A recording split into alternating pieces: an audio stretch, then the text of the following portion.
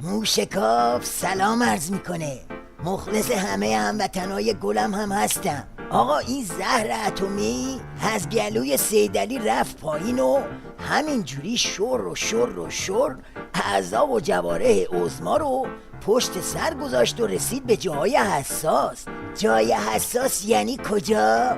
خب معلومه دیگه، عراق. چرا وضع عراق اینجور شد؟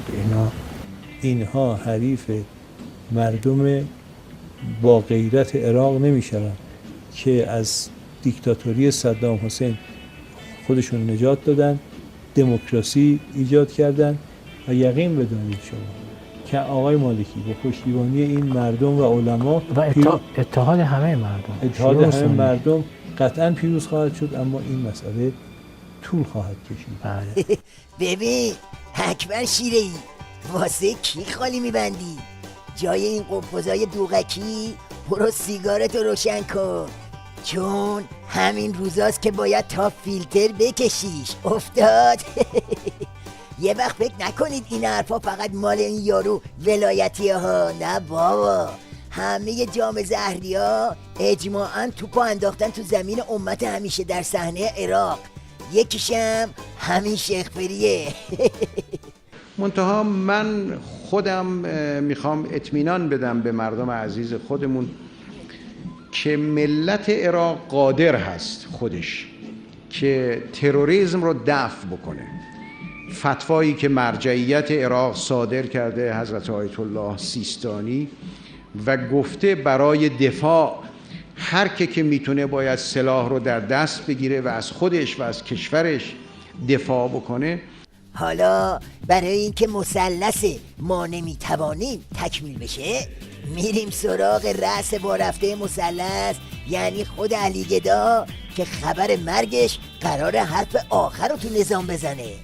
ما معتقدیم فتنه ای رو که امروز در عراق را افتاده است، این فتنه رو خود عناصر عراقی میتوانند کفایت این رو دارن که اون رو از بین ببرن.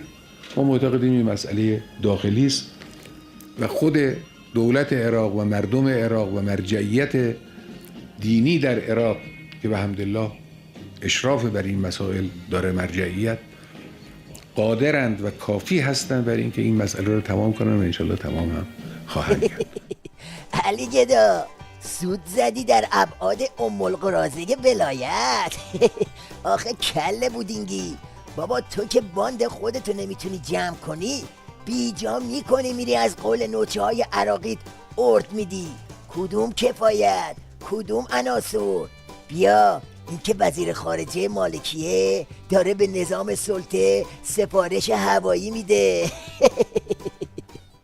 I have requested formally from the United States for air power support.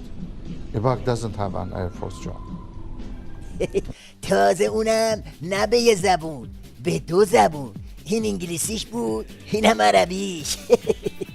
العراق طلب رسميا مساعدة من الولايات المتحدة الأمريكية وفق اتفاقية الإطار الاستراتيجي بين العراق والولايات المتحدة للمساعدة في توجيه ضربات جوية والمساعدة إلى بعض الأهداف الحيوية لهذه المجموعات. دیدی علی گدا، دیدی خیتی بالا آوردی؟ دوره عراق خوری تموم شده، زهرش کاری عظما، دل و روده ولایت رو کامل پاکسازی میکنه. جای این نفه ها مثل کیهان شربت مداری اصل قضیه رو بالا بیار.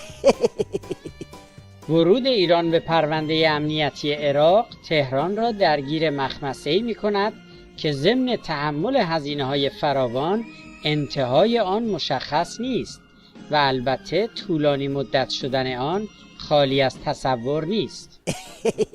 وقتی شربت مداری که تیغ کش دلواپس عظماست اینجوری غلاف میکنه، دیگه شما ته خط رو بخونید.